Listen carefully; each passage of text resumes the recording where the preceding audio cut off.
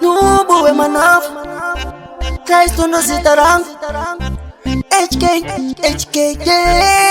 Jesu Josha shino itamkoma Kana maita mbiri musakarisire vamwe pasi Hatidaro pachishona Shinokona kushanduka mangwana kana nasi Life inochinja anytime Munu wese akapiwa yake time Shino shanduka Waimbeke urimberi shino wakumashure kulai Life inochinja anytime Munu wese akapiwa yake time Shino shanduka Waimbeke urimberi shino wakumashure Life inoshanduka ufanire kubabuka Abo banu wakaita ukosimuka Jiwo wakasimbisa ukama Naipasi na iwo kwa wajika hapana Wakandizi muta ndikukanganwe Matenja zoni meza ndikukanganwe Vandakava navo kura ndikukanganwe Pavanzi wangu meza ndikukanganwe Josha shino itamkoma Kana maita mbiri musakarisire vamwe pasi Hatidaro pachishona Shinokona kushanduka mangwana kana nasi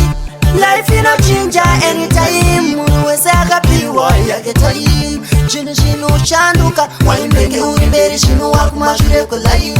Life inochinja anytime Munu wese akapiwa yake time Shino shanduka Waimbeke urimberi shino wakumashure kulai Saso bata vamwe nekuseri kweru hoko Waita mbiri wopa watenda rovera hoko Life inochinja Usaso kangano avo wakakupinza Saka anytime Tiripo pa kutenda mafanzi anondidai Kunyanya vese vanoda tenja zoni site Andivenda kukanganwa HKT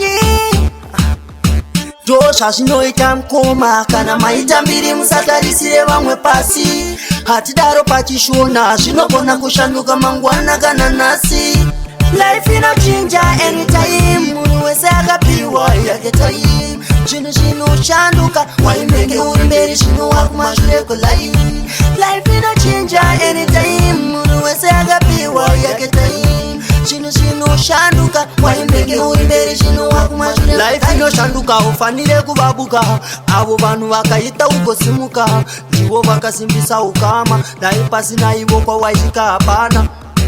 Wakandizi muta ndikukanganwe Matenja zoni meza ndikukanganwe Vandakava navo kura ndikukanganwe Pavanzi wangu meza ndikukanganwe Josha shino itamkoma Kana maita mbiri musakarisire vamwe pasi Hatidaro pachishona Shinokona kushanduka mangwana kana nasi Life inochinja anytime Munu wese akapiwa yake time Shino shanduka Waimbeke urimberi shino wakumashure kulai Life inochinja anytime Munu wese akapiwa yake time Shino shanduka Waimbeke urimberi shino wakumashure kulai